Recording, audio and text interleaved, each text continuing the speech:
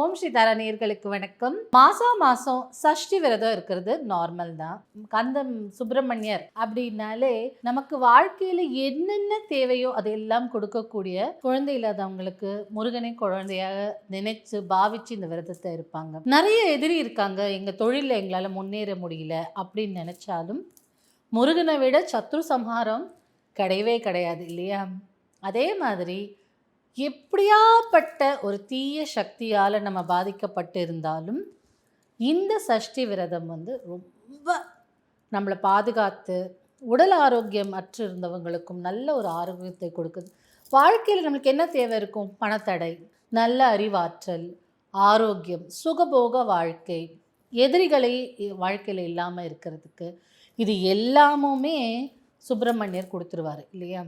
அதுலேயே ரொம்ப ஸ்பெஷலான விரதம் அப்படின்னா, ரொம்ப மகத்துவமான விரதம், ரொம்ப சக்தி வாய்ந்த விரதம் அப்படின்னு சொன்னால் ஐப்பசியில் வர மகாகந்த சஷ்டி விரதம் தான். இந்த விரதம் நிறைய பேர் 48 நாள் இருப்பாங்க, 25 நாள் இருப்பாங்க, அப்படிலாம் கணக்கில் வச்சுட்டு வராங்க. இப்போ ஜென்ரலாகவே இந்த விரதம் 7 நாள், பட் 6 நாள் தான் கணக்கு. எப்போன்னா பிரதமை முடிந்து இது ஸ்டார்ட் ஆகும், இந்த சஷ்டி விரதம் ஸ்டார்ட் ஆகும். 6 நாள் தொடர்ச்சியாக நடந்து 6ஆவது நாள் சூரசம்ஹாரம். அது சூரசம்ஹாரத்துக்கு அப்புறம் மறுநாள் தான் வள்ளி கல்யாணம் இல்லையா? ஸோ சில பேர் 6 நாள்னு சொல்லி 6 நாள்லேயே நிறுத்திடுவாங்க.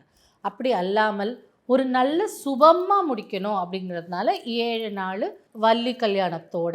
இதில் நிறைய பேர் நிறைய விதமான விரதங்களை மேற்கொள்வாங்க. இப்போது விரதங்கள் மேற்கொண்டு இப்படி கஷ்டப்பட்டாதான் கடவுள் உனக்கு பரிதாபப்பட்டு கொடுப்பாருன்னு அர்த்தம் இல்லை. தூய மனதோடு நம்ம என்ன விரதம் இருந்தாலும், இல்லை விரதமே இருக்க முடியல அப்படின்னாலும் தூய மனதோடு நீங்கள் கந்தனை வேண்டினால் உடனே பலன் கிடைக்கும். அதனால் இப்படி தான் இருக்கணும் அப்படி தான் இருக்கணும்னு உங்களை நீங்களே வற்புறுத்தி இருக்க வேண்டிய அவசியம் இல்லை. பட் அப்படி சொன்னாலுமே என்னென்ன மாதிரியான விரதங்கள் இருக்கலாம்? உங்கள் உடல் ஒத்துழைத்தால், உங்களுடைய வேலை பலு உங்களுக்கு ஒத்துழைத்தால், சில பேர் நைட் ஷிஃப்டில் வேலை செய்வாங்க, சில பேர் ஃபுல் டே ரொம்ப வேலை செய்வாங்க. பிஸ்னஸ்க்கு பண்ணுறவங்களுக்கெல்லாம் நைட் அண்ட் டே டிஃப்ரென்ஸே தெரியாது. நிறைய பேர் வேறு வேறு நாடுகளுக்கு ட்ராவல் பண்ணுவாங்க, அப்போ டே அண்ட் நைட் டிஃப்ரென்ஸ் வரும். அப்படி ப்ரெக்னெண்ட்டாக இருக்கிற லேடிஸ் இந்த மாதிரி எல்லாம் இருக்கிறபோது உங்களுக்கு எது சூட்டபிளாக இருக்கும் அதை மட்டும் எடுத்துக்கிட்டாலே போதும். நல்ல மனசோட கும்பிடுங்க. பட் தேர் ஆர் நிறைய வெரைட்டிஸ் ஆஃப் விரதம் இருக்குது. சில பேர் ஒன்லி பால் மட்டும் உட்கொண்டு விரதம் இருக்கலாம். சில பேர் என்ன பண்ணுவாங்கன்னா வெறும் பால் அண்ட் பழம் இது ரெண்டையும் சேர்த்து விரதம் இருப்பாங்க. சில பேர் தண்ணீர் மட்டும், ஆனால் தண்ணீர் மட்டும் உட்கொண்டாலும் ஏதாவது ஒரு வேளையாவது ஒரு பழமாவது சாப்பிடணும். ஏன்னா ரொம்ப தண்ணியிலேயே வாழ முடியாது இல்லையா? ஸோ அந்த மாதிரி சில பேர் வெறும் தண்ணி இல்லை இளநீர் பழச்சாறு இப்படி லிக்விட் டயட்டாகவே எடுத்துப்பாங்க. அப்படியும் எடுத்துக்கலாம். இல்லை ஏதாவது ஒரு வேளை சாப்பாடு, சைவ சாப்பாடு சாப்பிட்டுட்டு மிச்ச நேரம்லாம் சும்மா இருப்பாங்க. இப்போ இந்த சைவ சாப்பாடே சில பேர் என்ன பண்ணுவாங்கன்னா, உப்பு இல்லாமல் பால் சாதம், தயிர் சாதத்துக்குலாம் உப்பு பெருசாக தேவை இருக்காது. ஸோ அந்த மாதிரியான சாப்பாடை உட்கொள்வாங்க. அப்படியும் பண்ணலாம். இல்லை 2 வேளை விரதம் சாப்பிட்டுட்டு ஒரு வேளை மட்டும் பால் குடிச்சிட்டு படுத்துக்கிறவங்களும் இருக்காங்க. சில பேர் இன்னும் கடினமாக இருக்கணும், எனக்கு வாழ்க்கையில் அவ்வளோ கஷ்டம் இருக்குது அப்படின்றவங்க ஒரு நாள் ஒரு மிளகு அப்படின்னு சொல்லிட்டு ஒரு நாள் ஃபஸ்ட்டு நாளைக்கு 1 மிளகு, 2வது நாளைக்கு 2 மிளகுன்னு 6 நாளைக்கு 6 மிளகுல முடிப்பாங்க. இதெல்லாம் ரொம்ப கஷ்டம் இருக்கிறது. இப்படிலாம் இருக்கிறதுக்கு நம்ம உடம்புல தெம்பு இருக்கணும். நம்ம இதெல்லாம் கேள்விப்பட்டுட்டேன் நான் ஃபாலோ பண்ணுறேன் அப்படின்னா உடல் ஆரோக்கியமற்று எழுந்துக்கவே முடியாத நிலைமையிலெல்லாம் போயிடக்கூடாது. அதனால் நம்மளுக்கு எது சூட் ஆகுதோ அது மட்டும் எடுத்துக்கலாம்.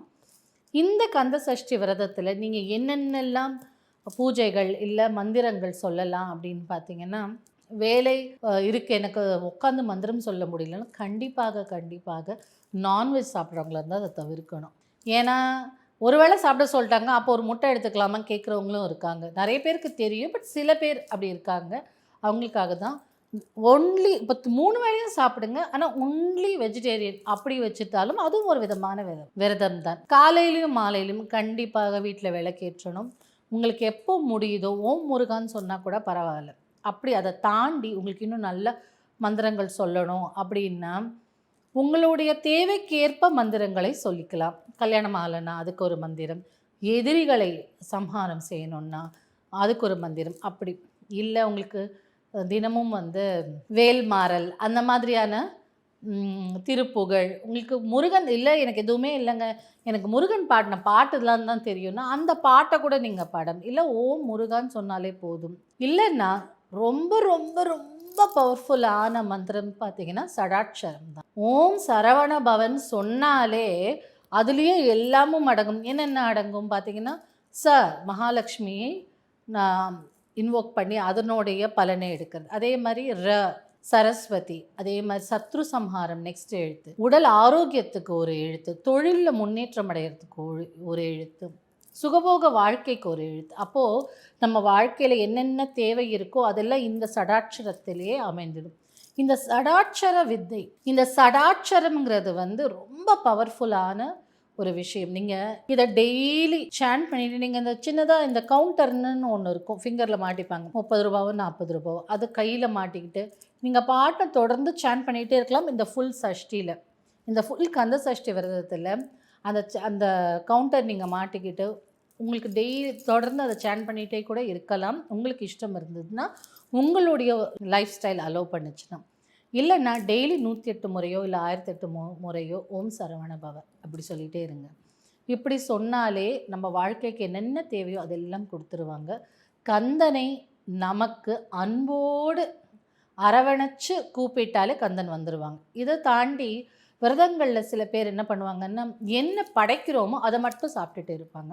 அப்படியே விரதம் எடுத்துக்கலாம். உங்களுக்கு என்ன தேவையோ, பால் சாதமோ தயிர் சாதமோ இல்லை சின்னதாக பொங்கலோ இல்லை பழம் வச்சு ஒரு நெய்வேத்தியம் மாதிரி பண்ணிவிட்டு அதை முருகன் பெருமானுக்கு படைச்சிட்டு அதை நீங்கள் உட்கொள்ளலாம். அதுவுமே தெய்வம் கொடுத்த பிரசாதமாக சாப்பிடலாம்.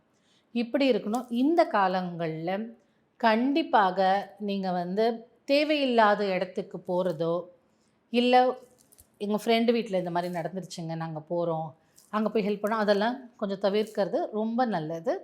கேள்விப்பட்டேன் அந்த மாதிரி விரத காலத்தில் இருக்கிற என்னால் வர முடியாதுன்னு சொல்லி கொஞ்சம் தவிர்த்துக்கோங்க. அப்படியே முடியாத பட்சத்தில் நீங்கள் போகணும் அப்படின்னா அன்னைக்கு அந்த விரதம் வேண்டாம். பட் இந்த மகாகந்த சஷ்டிங்கிறது வந்து இயர்லி ஒன்ஸ் தானே வருது. அப்போது எந்த விதமான தடங்கங்களோ இல்லை பங்கமோ வராமல் இருக்கணும்னா இந்த விரதத்தை ஸ்டார்ட் பண்ணுறதுக்கு முன்னாடி ஒரு விநாயகருக்கு ஒரு சின்ன பூஜை, இல்லை விநாயகர் கோயில் உங்கள் வீட்டு பக்கத்தில் எங்கேயாவது இருந்ததுன்னா அங்கே போய் ஒரு சூறை உடச்சிட்டு, தடை எதாக இருந்ததுன்னா அது உடஞ்சிரும் இல்லையா, சூறை உடச்சி விட்டு, அப்பா நான் இந்த மாதிரி ஒரு விரதத்தை எடுக்க போகிறேன், இந்த காரணங்களுக்காக நான் வந்து இந்த முருகப்பெருமான் விரதம் எடுத்துக்கிறேன், அதற்கு நீங்கள் எந்த தடையும் இல்லாமல் எந்த பங்கமும் இல்லாமல் துணை நிற்கணும்னு விநாயகர்கிட்ட வேண்டிட்டு உங்கள் குலதெய்வத்துக்கிட்டேயும் ஒரு வேண்டுதல் போட்டுட்டு, அதுக்கப்புறம் உங்களுக்கு குரு இருந்தால் இல்லை இஷ்ட தெய்வத்தை நீங்கள் தான் சித்து எடுத்து வச்சுருந்தீங்க அப்படின்னா அவங்கக்கிட்டேயும் ஒரு பர்மிஷன் மாதிரி இல்லை ஒரு காப்பு மாதிரி ஒரு என்ன நீங்கள் ப்ரொடெக்ட் பண்ணுங்கள் இந்த விரதம் நல்லா கம்ப்ளீட் பண்ணுறதுக்கு அப்படின்னு ஒரு வேண்டுதல் வச்சுட்டு ஸ்டார்ட் பண்ணிங்கன்னா இந்த மாதிரி தேவையற்ற விஷயங்கள் எல்லாம் நம்ம விரதத்தை தாக்காமல் இருக்கும். நம்மளும் வந்து ஸ்மூத்தாக விரதத்தை முடிச்சிடலாம். அதே மாதிரி 6வது நாள் சூரசம்ஹாரம் இல்லையா, அப்போ அது உக்ரத்தின் தன்மை இருக்கும் அந்த முருகனுக்கு. மறுநாள் கல்யாணம் பண்ண அப்புறம் தான் அவர் ஜாலியாக இருப்பார். ஸோ அந்த மறுநாள் கல்யாணம் முடிஞ்சதுக்கப்புறம் தான் நீங்கள் விரதத்தை முடிக்கணும். ஸோ இன்றைக்கி 6வது நாள் முடிஞ்சிருச்சு, சூரசம்ஹாரம் ஆச்சு, இதோட முடிஞ்சிருச்சு, நான் நாளையிலேருந்து ஜாலியாக இருக்க போகிறேன், நான் போய் இது சாப்பிட போகிறேன் அது சாப்பிட போகிறேன்னு இல்லாமல் அந்த 7வது நாள் விரதத்தையும் முடிச்சுட்டு நல்லபடியாக வீட்டில் உங்களால் முடிஞ்ச ஸ்பெஷல் பூஜை மாதிரி நல்ல பலகாரங்கள் என்ன உங்களுக்கு தோணுதோ அதெல்லாம் வச்சு ப்ரேயர் பண்ணி அன்னையோட விரதத்தை முடிச்சுக்கலாம். பெண்கள் ப்ரெக்னெண்ட்டாக இருக்கீங்க இல்லை பீரியட்ஸ் டைமாக இருக்கீங்கன்னா விரதம் எடுத்துக்க வேண்டாம். ஏன்னா பீரியட்ஸ் டைம்லேயும் சரி ப்ரெக்னென்ட் டைம்லேயும் சரி நீங்கள் ஃபுட் ஸ்கிப் பண்ணுறது ரொம்ப பாடி வீக்கன் பண்ணிடும் இல்லையா. அதனால் வெஜிடேரியன் ஃபுட் எது இருந்தாலும் எடுத்துக்கோங்க. பட் மந்திரங்கள் சொல்லலாம். அதே மாதிரி சடாட்சர மந்திரம் பீரியட்ஸ் டைமில் சொல்ல வேண்டாம். நீங்கள் முருகான்னு சொல்லிட்டு இருந்தாலே போதும். அந்த சடாட்சர மந்திரம் பீரியட்ஸ் டைமில் சொல்ல வேண்டாம். ஏன்னா அது உஷ்ணத்தை அதிகரிக்கும், அப்போ உதிரப்போக்கு ஜாஸ்தியாக இருக்கும், அதனால் இன்னும் பாடி வீக்கன் ஆகிடும், அவ்வளோதானே தவிர உங்களுக்கு கொஞ்சம் சூடாச்சு பாடி ப்ரெக்னென்ட் விமென்க்கு ரொம்ப சூடாக இருக்குது அப்படின்னா இந்த மந்திரத்தை சொல்லும்போது அப்படின்னா ஜென்ரலாக ஒரு முருகன் இதுவே படிச்சுக்கலாம். இப்போ இந்த மாதிரி ஆன்மீகத்தில் இருக்கிறவங்க, ஆன்மீக பயணத்தை மேற்கொள்கிறவங்க, ஆன்மீகத்தில் ஒரு தேடுதல் இருக்கிறவங்களுக்கு சுப்பிரமணியர் ஹெல்ப் பண்ணுற மாதிரி யாரும் ஹெல்ப் பண்ண மாட்டாங்க. அதே மாதிரி நம்ம முருகனுடைய சித்து எடுக்கிறதுக்கு இது ரொம்ப யூஸ்ஃபுல்லான காலகட்டம் இந்த மகாகந்த சஷ்டி. அவங்க இந்த விரதத்தை எடுத்துக்கும் போது சுப்பிரமணியருக்கு அப்போது நீங்கள் 7 நாள் அந்த 7 நாளும் சதா சர்வ காலமும், ஏன்னா இது வந்து நீங்கள் சித்து எடுக்கிறதுக்கு சொல்கிறேன். ஜென்ரல் விரதம், எனக்கு ஒரு குழந்தை வேணும், என் பிஸ்னஸ் நல்லா நடக்கணும்னா நீங்கள் நார்மல் லைஃப்பில் இருக்கலாம். பட் ஆன்மீகத்தில் இருந்துட்டு நான் வந்து ஒரு மாந்திரிகன், நான் வந்து ஒரு மந்திரம் படித்து நான் ஆன்மீகத்தில் இருக்கணும் அப்படின்னு நினைக்கும்போது நீங்கள் அந்த 7 நாளும் கம்ப்ளீட்டாக சரண்டர் டு முருகப்பெருமான் தான் இருக்கணும். உங்களுக்கு எந்த வித தாட்ஸும் வரக்கூடாது, எதை பற்றியும் நீங்கள் நினைக்கக்கூடாது. மேக்ஸிமம் உங்களுக்கு வந்து இந்த சடாட்சரம் பயிற்சி நல்லா படிச்சுக்கோங்க. அவங்களுக்கு தனி மந்திரம் உங்கள் குரு கொடுத்துருந்தா அந்த மந்திரத்தை தொடர்ந்து சொல்லிக்கிட்டே இருக்கலாம். ஒரு மாந்திரிகன் சித்து எடுக்கும்போது முதல்ல குலதெய்வம், விநாயகர், குலதெய்வம், அப்புறம் ஒரு சித்தர், இப்படி எடுத்துகிட்டு தான் வந்து சுப்பிரமணியர் சித்து எடுப்பாங்க. அந்த சுப்பிரமணியம் சித்து எடுக்கிறதுக்கு இந்த பீரியட் ரொம்ப நல்லா ஹெல்ப் பண்ணும்.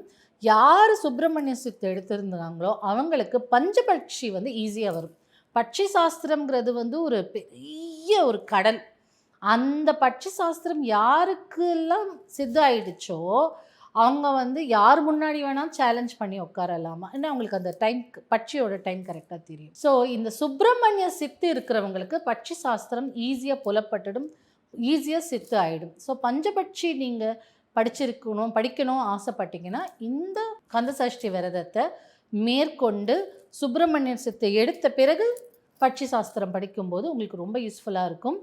எதிரிகள் உங்கள் கண்ணு முன்னாடியே நிற்கவே முடியாது, உங்கள் எதிரில் நிற்கவே முடியாது, அவ்வளோ பவர்ஃபுல் இந்த சுப்பிரமணிய விரதம் சித்து. மந்திரம் படித்தவங்க ஒரு குரு மூலமாக சித்து எடுக்கிறது வந்து ரொம்ப ஸ்பெஷல். இப்போ நீங்கள் உங்களுக்கு குரு இருந்தாங்க அப்படின்னா அவர்கள்கிட்டேருந்து ஒரு பர்மிஷன் வாங்கிட்டு குருவின் அருளோடு சுப்பிரமணியர் சித்து எடுத்துக்கோங்க. ஏன்னா நம்ம ஏதாவது ஒரு சின்ன தவறு இருந்தால் குரு காப்பாற்றிடுவார். அதனால சொல்கிறேன்.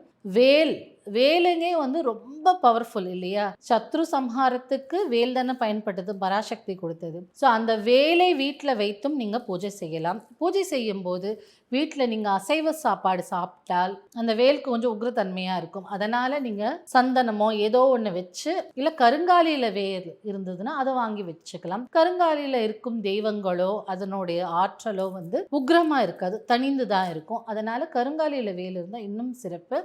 அதை வாங்கி வீட்டில் வச்சு நீங்கள் வேலுக்கே பூஜை பண்ணலாம். முருகன் ஃபோட்டோ இல்லைங்க அப்படின்ற பட்சத்தில் இந்த வேலுக்கே பூஜை பண்ணலாம், வேல்மாறல் படிக்கலாம். ரொம்ப உக்ரகமாக சொல்லாமல் சாந்தமாக ஒரு படையல் போடும்போது, இல்லைங்க எங்களுக்கு வந்து சில பேர்லாம் வருவாங்க சொல்லுவாங்க, எங்கள் சாமிக்கெல்லாம் நாங்கள் வந்து நான்வெஜ் படைப்போம்னா வீட்டுக்குள்ளே வச்சு தயவு செஞ்சு நான்வெஜ் படைக்க வேண்டாம்.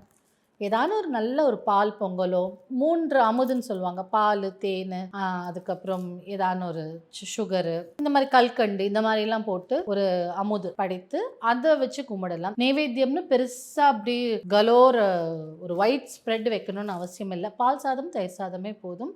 இதுவே சிம்பிளாக அழகாக முருகனை அன்பாக கூப்பிட்டுக்கோங்க. உங்கள் மகாகந்த சஷ்டி விரதம் சக்ஸஸ்ஃபுல்லாக இருக்கிறதுக்கு நானும் சுப்பிரமணியர்கிட்ட வேண்டிக்கிறேன்.